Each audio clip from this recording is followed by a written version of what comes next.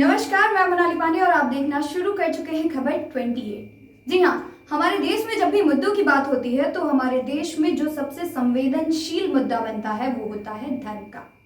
क्योंकि हम इंडियंस जो होते हैं वो रिलीजन को हमेशा इमोशन से कोरिलेट कर देते हैं, लेकिन religion is the sense of society. जी हाँ, आज हम बात करने आए हैं राम जन्मभूमि मामले पर। आखिरकार क्या है पूरा मामला, आखिरकार क्या कहना चाहता है मंदिर ट्रस्ट, क्या कहना है इस मुद्दे पर विपक्ष का, और क्या क्या सवाल उठ रहे हैं इस समय जनता के मन में इस मुद्दे को लेकर।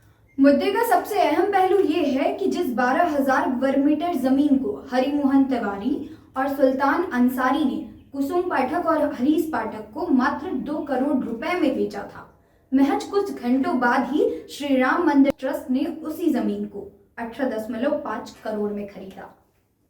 जब पूरा मामला सामने आया, या यूं कहें कि कुछ कागजात बाहर आए, तो ऐसे में विपक्ष ने बीजेपी और श्री राम मंदिर के ट्रस्ट के लोगों को घेरना शुरू कर दिया। उसके बाद श्री राम मंदिर के ट्रस्ट चंपत राय ने इस पर क्या स्पष्टीकरण दिया, आइए आगे जानते हैं। तत्पश्चात श्री राम मंदिर ट्रस्ट के सचिव चंपत राय ने अपना बयान दिया। श्री चंपत राय जी ने क्या कहा, आइए देखते हैं। श्री राम जन्मभूमि तीर्थ क्षेत्र ट्रस्ट ने जितनी भूमि खरीदी है उसे बाजार भाव में बहुत कम मूल्य पर खरीदा है। इस भूमि को खरीदने के लिए वर्तमान विक्रेतागणों ने वर्षों पूर्व जिस मूल्य पर अनुबंध किया था, उस भूमि को उन्होंने 18 मार्च 2021 को बैनामा कराया और उसके बाद ट्रस्ट के साथ अनुबंध किया गया है। ऐसे में किसी तरह का कोई भ्रष्टाचार नहीं हुआ है। आइए जानते हैं उन सवालों को जो आपके, मेरे और जनता के मन में उठ रहे हैं, और आखिरकार क्यों विपक्ष बीजेपी को घेर रहा है। 2011 में हुआ था एग्रीमेंट और 2014 में रिन्यू करवाया गया। तो ऐसे में सवाल ये उठता है कि कुसुम पाठक और हरीश पाठक ने वो जमीन हरिमोहन तिवारी और सुल्तान अंसारी को 2 करोड़ में ही क्यों बेची, जबकि एग्रीमेंट का नवीनीकरण भी कराया गया है। दूसरा, आखिरकार क्यों ट्रस्ट ने सीधे जमीन को कुसुम पाठक और हरीश पाठक से नहीं खरीदा। आखिरकार क्यों बीच में हरिमोहन तिवारी और सुल्तान अंसारी को आना पड़ा, जिससे कि जमीन के दाम 16.5 करोड़ रुपए बढ़ गए। इस सवाल का जवाब भी किसी के पास नहीं है कि आखिरकार कैसे हरिमोहन तिवारी और सुल्तान अंसारी ने पाठक दंपत्ति से सर्कल रेट, यानी उस एरिया का जो रेट है, उस रेट के आधे मूल्य पर वो जमीन कैसे खरीद ली। जमीन खरीद में शामिल 8 लोग कहां गए।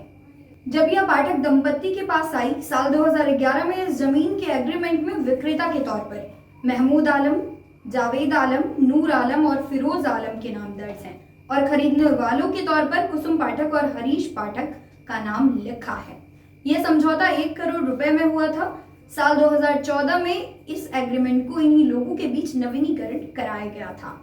इस एग्रीमेंट के दस्तावेजों में दर्ज 8 लोगों के नाम उस वक्त गायब हो जाते हैं जब इस एग्रीमेंट की रजिस्ट्री होती है, और इसी समय उसमें एक नया नाम रवि मोहन तिवारी का जुड़ जाता है। लेकिन दिलचस्प बात यह है कि रवि मोहन तिवारी जब जमीन का एग्रीमेंट हो रहा था तो बतौर गवाह सामने आते हैं, लेकिन जब इसी जमीन की रजिस्ट्री होती है तो मालिक के तौर पर विक्रेता बन जाते हैं। सिर्फ यही नहीं, बल्कि दस्तावेज में शामिल सुल्तान अंसारी के अलावा अन्य 8 लोगों के ना ही मोबाइल नंबर और ना ही पता कहीं पर भी दर्ज है।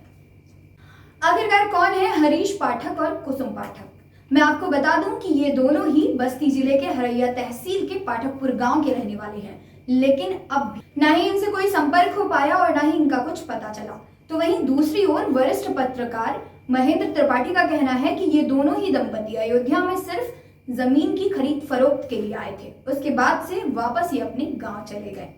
स्रोतों के अनुसार अयोध्या के कैंट थाने में इन दोनों दंपत्ति के खिलाफ जालसाजी और धोखाधड़ी के मामले भी थाने में दर्ज हैं। साथ ही पुलिस ने इनके घर पर छापेमारी भी की थी। 18 मार्च 2021 को जब सौदा हुआ तो अयोध्या के मेयर ऋषिकेश उपाध्याय और राम मंदिर के ट्रस्टी अनिल मिश्रा बतौर गवाह थे, लेकिन जब ऋषिकेश उपाध्याय से पूछा गया तो उन्होंने कहा, मुझे इन दोनों के बारे में ज्यादा जानकारी नहीं है। तो ऐसे में आपका क्या कहना है कि इस पूरे मामले में कौन सही है और कौन गलत, कहां पर चीजें सही है और कहां पर कितनी गलत है। कमेंट बॉक्स में जरूर से जरूर बताएं। मुद्दों की गहराई में उतरने के लिए और मुद्दों की सच्चाई को जानने के लिए ऐसे ही आगे भी बनी रहिए मेरे साथ।